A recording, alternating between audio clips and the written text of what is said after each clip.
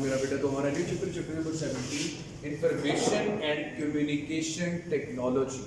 सबसे पहले इस चैप्टर का मतलब समझ लेते हैं। कम्युनिकेशन का मतलब होता है बातचीत करना, अपना मैसेज किसी दूसरे तक कन्वे करना, अपना मैसेज किसी दूसरे तक कन्वे करना। सर प्लीज इधर देख लें, आइटसाइन भाई इधर, सर प्लीज इधर बुक छोड़ दें। कम्युनिकेशन का मतलब बातचीत करना, अपना मैसेज किसी दूसरे तक कन्वे करना। वो मैसेज आपके पास टेक्स्ट की फॉर्म में भी हो सकता है, वो मैसेज आपके पास ऑडियो की फॉर्म में भी हो सकता है, वो मैसेज आपके पास वीडियो की फॉर्म में भी हो सकता है। और जज्बात में आके आप ये कहते हैं कि हमारी फीलिंग्स भी, आंखों से भी हम बात कर लेते हैं। खामोशी में भी वही आप अपना मैसेज कन्वे कर सकते हैं, बट फिजिकली जो एग्जिस्ट करते हैं वो आपके पास सबसे पहले टेक्स्ट की फॉर्म में, जैसे कि आप किसी को मैसेज करते हो या लिख के खत लिख देते हो, बुक लिख देते हो, इंग्लिश की बुक लिख देते हो, मैसेज कन्वे कर देते हो, व्हाटएवर, किसी भी सूरत में आपके पास रिटन फॉर्म में एक बात दूसरे तक पहुंचे तो टेक्स्ट की फॉर्म में ही होगी। इसके अलावा मेरा बेटा हम आपस में बोलकर, जैसे कि मैं आपसे कोई बात कर रहा हूँ, कोई मैसेज कन्वे कर रहा हूँ, तो वो ऑडियो की फॉर्म में भी हो जाएगा। लेकिन अगर आप वीडियो की सूरत में किसी चीज को देख रहे हो तो वीडियो की फॉर्म में। तो कम्युनिकेशन के जो पॉसिबल वेज हैं वो हमारे पास 3 आ जाए। अब इस कम्युनिकेशन में एक होती है वन वे कम्युनिकेशन। मैं सिर्फ और सिर्फ इसका इंट्रोडक्शन पढ़ा रहा हूँ, इसको वैसे जनरली डिस्कस कर रहे हैं। एक ही लेक्चर में पूरा चैप्टर पढ़ लेंगे क्योंकि आपके स्मार्ट सिलेबस में इंक्लूड नहीं था। So one way and two way, नहीं है two way. One way communication का मतलब ये है कि जैसे समटाइम आप लोगों ने मूवीज में देखा होगा कि वॉकी टॉकी में जब बात कर रहे होते हैं तो एक बंदा बात कर रहा होता है, दूसरा सिर्फ सुन रहा होता है। अगर वो इसको इंटरप्ट करेगा तो कॉल डिस्कनेक्ट हो जाएगी। कॉल क्या हो जाएगी मेरा बेटा? डिस्कनेक्ट हो जाएगी। लेकिन मोबाइल फोन पे अगर आप किसी को गाली दे रहे हो तो आपको 4 और गालियां पड़ रही होती है, तो आपकी कॉल डिस्कनेक्ट नहीं होती। तो वो कौन सी कम्युनिकेशन है? Two way communication. क्लियर होगी मेरे बच्चे ये बात? अब मेरे बेटा इसके बाद आप आ जाते हैं इंफॉर्मेशन पे। किस पे आ गया मेरा बेटा? इंफॉर्मेशन। इंफॉर्मेशन तो क्या होती है मेरा बेटा? मालूमात। एक स्पेसिफिक वे में अरेंज्ड वर्ड्स को हम इंफॉर्मेशन का नाम देते हैं। एक स्पेसिफिक अरेंजमेंट में या अरेंज्ड वर्ड्स को एक खास पैटर्न में तरतीब करने के बाद, प्रोसीड करने के बाद जो डाटा हमारे पास गैदर्ड होता है, प्रोसीड डाटा। अब लफ्ज प्रोसीड है, कहां से प्रोसीड हुआ? From the set of instruction, कि हमने क्या इंस्ट्रक्शन देके ये पूरा डाटा अरेंज किया है, वो सारा डाटा हमारे पास क्या कहलाएगा?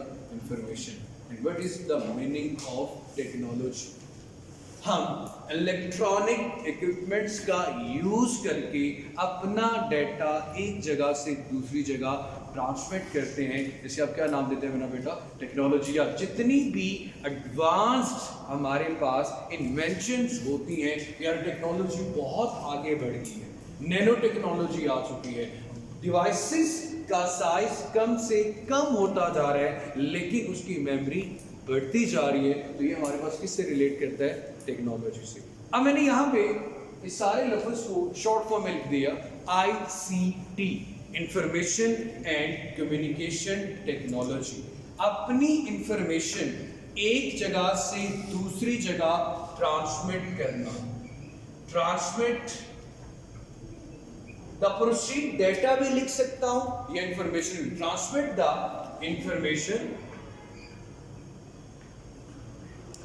From one place to another,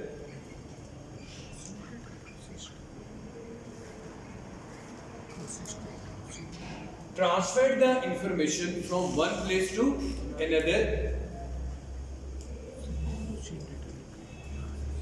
with the help of electronic equipments। Electronic equipment में सबसे बेस्ट एग्जांपल हमारे पास एक जगह से दूसरी जगह मैसेज कन्वे करने के हमारे स्मार्टफोन्स हैं। थ्रू द ईमेल हम अपना डाटा एक जगह से दूसरी जगह इजीली ट्रांसमिट कर सकते हैं। एक मोबाइल से दूसरे मोबाइल में शेयर इट आ गया, ब्लूटूथ से ट्रांसमिट कर लेते हो। We transfer through the Gmail हम up to 20 GB data transmit कर सकते हैं। और डाटा केबल डायरेक्टली कनेक्ट करके फोन से आप कंप्यूटर से फोन में अपना डाटा ट्रांसमिट कर सकते हो। ऑप्टिकल के फाइबर का यूज करके एक कंप्यूटर से दूसरे कंप्यूटर तक maximum information with in second एक जगह से दूसरी जगह ट्रांसमिट की जा सकती है। So there so many ways कि आप इंफॉर्मेशन को एक जगह से दूसरी जगह मुंतकिल कर सकते हैं, ट्रांसमिट कर सकते हैं। किसकी मदद से मेरा बेटा? With the help of electronic equipments.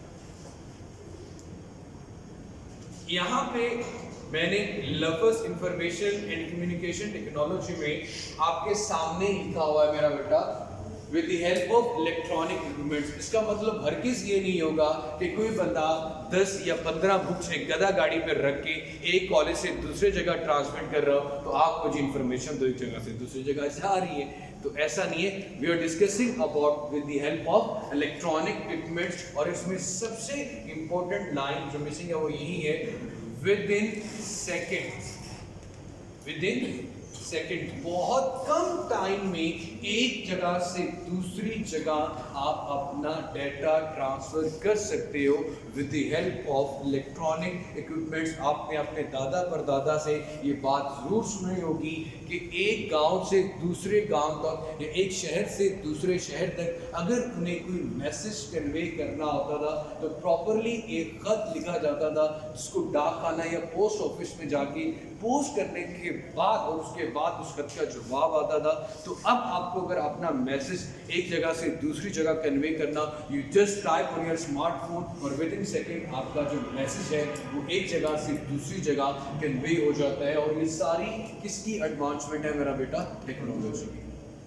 Clear होगी बच्चे ये बात? तो ये था हमारे पास what is the meaning of ICT। उसके बाद मेरे बेटे हम इलेक्ट्रॉन, ये सबसे पहले बात करेंगे कंप्यूटर्स के जो कंपोनेंट्स हैं उनके ऊपर। सबसे जो मजेदार इन्वेंशन इंसान ने की अपनी आसानी के लिए वो कंप्यूटर थी। Charles Babbage is called the father of the computer. या उन्होंने क्या किया था मेरा बेटा? सबसे पहले हमारे पास कंप्यूटर जो इन्वेंट हुआ उसका काम सिर्फ और सिर्फ एडिशन, मल्टीप्लिकेशन, एक कैलकुलेटर का काम था। और उस कंप्यूटर का साइज एक कमरे से भी बड़ा था। ये सब करने के लिए अब देखो with the passage of time बंदे ने ये सोचा कि यार इतनी बड़ी चीज़ें एक जगह से दूसरी जगह कैरी करना भी मेरे लिए क्या है मेरा बेटा मुश्किल है। तो इंसान इस बात पे रिसर्च करते गए। तो अब आप सब देख सकते हो कि स्मार्टफोन का साइज़ क्या है और उसमें कंप्यूटर से ज़्यादा चीज़ें पड़ी हुई हैं। ये बात तो सबको समझ में आती। हाँ डेफिनेटली प्राइस ज़्यादा है लेकिन चीज़ तो अवेलेबल है, टेक्नोलॉजी तो अवेलेबल है, हमारे लिए अफोर्डेबल नहीं है तो एक अलग बात है। लेकिन कंप्यूटर के इक्विवेलेंट जो टेक्नोलॉजी है, मोबाइल फ़ोन्स इतने लो प्राइस में भी मौजूद हैं। जैसे कि आप टेक्नो का देखते हो, ओप्पो का देखते हो, फ़ोन्स बहुत स्मॉल प्राइसेस में आपके पास इजीली हर बंदा एक्सेसिबल है। और मेरा नहीं ख्याल आज बहुत रेयर लोग होंगे, इजी लोड वाला होगा जिसके पास एक ऐसा मोबाइल फ़ोन होगा जिसके साथ सिर्फ कॉल आती है, कॉल जाती है, फिर वो सांप वाली गेम खेलते हैं। अदरवाइज हर बंदा इस तरह की टेक्नोलॉजी ज़रूर रखता है जिसे हम एडवांस टेक्नोलॉजी का नाम देते हैं। क्लियर होगी मेरे बेटे ये बात? उसके बाद सबसे पहले आपकी बुक में लिखा हुआ है data and information, facts, figure, तस्वीरें, ये सारा आपके पास क्या है? डेटा है। और इस डेटे को प्रोसीड कर देना, एक स्पेसिफिक पैटर्न में रख देना, तो वो हमारे पास क्या कहलाती है? इंफॉर्मेशन कहलाती है। आपकी book data is simply facts and figure with information but not information itself. When data is proceed organise structured, यहाँ पे मतलब ये सारे आपके सामने पीस थ्रू एजुकेशन लिखा हुआ है, इन सारे वर्ड्स को इम्प्रॉपर कर दो तो आपके सामने किसी किस्म का कोई मैसेज कन्वे नहीं होगा। लेकिन अगर इनको ऑर्गेनाइज कर दिया जाए, एक प्रॉपर पैटर्न में रख दिया जाए, तो हमारे पास वो क्या बन जाएगी? इंफॉर्मेशन बन जाएगी। ऐसे होगा मेरा बेटा। अब आपकी तस्वीर हो ना कहीं और लगा दिया जाए और बाकी चीज़ें कहीं और आगे पीछे कर दी जाए तो आपका डाटा प्रोसीड नहीं होगा, तो कोई इन्फॉर्मेशन कन्वे नहीं होगी। उसके बाद मेरे बेटे हमारे पास आ जाता है हार्डवेयर। अब मेरे बच्चे हार्डवेयर, बहुत बच्चों से अगर कोई डेफिनेशन पूछो तो सबसे पहले वही कहते हैं ऐसी कंप्यूटर की चीजें जिनको हम इजीली टच कर सकें उनको हम हार्डवेयर का नाम देते हैं। इसमें कौन कौन सी डिवाइसेस आती हैं? आपकी डाटा केबल हार्डवेयर है, आपके ऑडियो स्पीकर्स हार्डवेयर है, आपका माउस हार्डवेयर है, कीबोर्ड हार्डवेयर है, आपका पूरा सिस्टम जो फिजिकली आपको नजर आ रहा है वो सारा क्या कहलाता है मेरा बेटा? हार्डवेयर है। और हार्डवेयर वो चीज है जो प्रोसीड करती है किसी भी चीजों को, लेकिन हार्डवेयर की जो टोटल डिपेंडेंस है वो किसके ऊपर है मेरा बेटा? सॉफ्टवेयर में। अगर सॉफ्टवेयर से कोई इंस्ट्रक्शन दोगे तो जितनी भी चीजें हैं हार्डवेयर में, जितने भी जैसे कि डेटा केबल है या जैसे एक जगह से दूसरी जगह अपने डेटा ट्रांसफर करने हैं, ये कोई भी चीज प्रोसीड होगी हार्डवेयर में तो वो अपनी इंस्ट्रक्शन किससे लेगी मेरा बेटा? सॉफ्टवेयर से। और जब तक सॉफ्टवेयर काम नहीं करेगा हार्डवेयर भी काम नहीं करेगी। ये बात तो सबको समझ आती है मेरा बेटा। उसके बाद मेरे बेटे हमारे पास आ जाता है हार्डवेयर सॉफ्टवेयर के बाद प्रोसीजर्स। अब वो सेट ऑफ इंफॉर्मेशन, जैसे कि आपने लोकल डिस्क सी या डी में जाके कोई डेटा ट्रांसफर करना है, सबसे पहले सपोज आपने कोई इमेज डाउनलोड की, डाउनलोडर में चलेगी। अब डाउनलोडर के बाद आपके पास ऑप्शन आता है कि आप इसको सेव एज करें। आप सेव एज करते हो तो वो भी एक स्पेसिफिक सेट ऑफ इंस्ट्रक्शन है कि आपने उसको इंस्ट्रक्शन दी। फिर सेव एज में जाके आप जैसे कोई भी नाम लिख, अली नाम लिख देते हो कि जी अली की ये पिक्चर है मैंने। फिर उसके बाद आपसे फोल्डर की ऑप्शन भी आती है कि आप इसको डेस्कटॉप में रखना चाह रहे हो, आप इसको किस हार्ड ड्राइव में जाके सेव करना चाहते हो, टोटली आप पे डिपेंड करता है। या डाउनलोडर्स में तो ऑलरेडी अवेलेबल है। तो इस सारे सेट ऑफ इंस्ट्रक्शंस को कि आप कहां से कहां तक चीज को एक जगह से दूसरी जगह ट्रांसमिट करते हुए एक प्रॉपर उसको इंस्ट्रक्शंस देते हो, हदायत देते हो, उसके ऊपर कमांड देते हो, लिखते हो, इस चीज को कहते हैं मेरा बेटा प्रोसीजर्स। क्या कहते हैं मेरा बेटा? Procedures. Hardware, software, procedures, data and information. और उसके बाद पीपल, वो लोग, या अगर आपकी बुक में लिखा होगा उसके अकॉर्डिंग ह्यूमन रिसोर्स, वो लोग जो ये सारा काम करते हैं उसे क्या कहा जाता है मेरा बेटा? Human resource. अब डेफिनेटली अगर आप बात करो रोबोटिक सिस्टम की, जैसे कि जापान के अंदर सबसे ज्यादा जो टेक्नोलॉजी में काम किया गया, रोबोटिक्स टेक्नोलॉजी में काम किया गया, उनकी पास जितने लोग हैं काम करने के लिए लोग कम है, हालांकि आबादी बहुत ज्यादा है लेकिन फिर भी उनके पास लोग काम करने के लिए क्या मेरा बेटा? कम। उन्होंने एक स्पेसिफिक सेट ऑफ इंस्ट्रक्शन देके रोबोटिक्स टेक्नोलॉजी में हर मशीन के सामने एक रोबोट बैठाया हुआ है, लेकिन फिर भी वो रोबोट किस पे डिपेंड करता है? इंसान। हमने कंप्यूटर बना दिया, कंप्यूटर की टेक्नोलॉजी बहुत एडवांस है, तो टेक्नोलॉजी लाने वाला कौन है मेरा बेटा? इंसान है। सेट ऑफ इंस्ट्रक्शंस आप एक रोबोट को दे सकते हो, ये ऐसे ऐसे कर सकते हैं, बट सेट ऑफ इंस्ट्रक्शन आपने उसमें जो चिप जिस सॉफ्टवेयर की जिस काम की इंस्टॉल की है वो सिर्फ और सिर्फ वही करेगा। ठीक हो गया भाईजान? जैसे कि अभी लास्ट इसमें मैं बढ़ रहा था कि आपको आर्टिफिशियल बीपी भी मिल जाती है जापान से जी, रोबोटिक्स टेक्नोलॉजी बाद में बात करेंगे। यहाँ तक मेरा बेटा क्लियर हो गया। उसके बाद मेरे बच्चे फ्लो ऑफ इंफॉर्मेशन। देखो भाई, किसी भी इलेक्ट्रॉनिक डिवाइस में सबसे इंपॉर्टेंट दो चीजें होती हैं। एक जगह से दूसरी जगह सिग्नल या इंफॉर्मेशन ट्रांसमिट करने के लिए उसका जो पहला कंपोनेंट होता है उसको मेरे बेटे हम ट्रांसमीटर का नाम देते हैं। जैसे किसी भी इंफॉर्मेशन को इलेक्ट्रिकल सिग्नल में कन्वर्ट करने के बाद वो ट्रांसमीटर दूसरी डिवाइस के रिसीवर तक इंफॉर्मेशन पहुंचाता है। जैसे मैं कॉमन सी एग्जांपल लूं तो मेरा बेटा आर्टिफिशियल सैटेलाइट्स जो हमारे घरों में डिश एंटीना पड़े होते हैं उन तक सिग्नल्स ट्रांसमिट करते हैं, और डिश एंटीना में जो रिसीवर है वो उन सिग्नल्स को रिसीव करता है, और दरमियान में जो स्पेस है वो उसके लिए आपके पास एक चैनल का काम करता है। इसका काम करता है मेरा बेटा एक चैनल। एक चैनल एक मीडियम को भी कहा जाता है जिससे इंफॉर्मेशन एक जगह से ट्रांसफर होते हुए दूसरी जगह तक पहुंचती है। क्लियर होगी मेरे बेटे ये बात? अब आपकी बुक में आपने सिर्फ फ्लो चार्ट के ऊपर एक क्लिक कर लेना है। ये सोर्स है, ये डेस्टिनेशन है, ये रिसीवर है, ट्रांसमिशन सिस्टम है। Page number 217।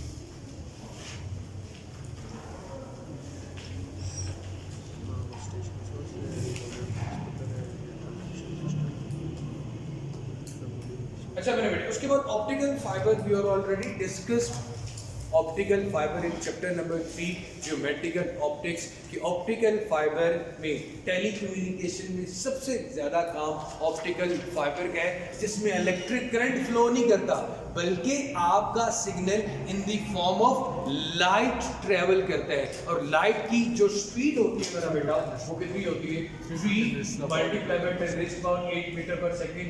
ये मेरा बेटा ये वाहिद चीज, ये वाहिद बात है स्पीड ऑफ लाइट जो पूरी कायनात में यूनिवर्सल कांस्टेंट माना जाता है। सिर्फ जमीन की बात नहीं कर रहा, हर जगह पे इस पूरी कायनात में जिस बात पे हर साइंटिस्ट, हर ऑब्जर्वर अग्री करता है वो स्पीड ऑफ लाइट है। ना इसकी वैल्यू कम होती है ना इसकी वैल्यू ज़्यादा होती है।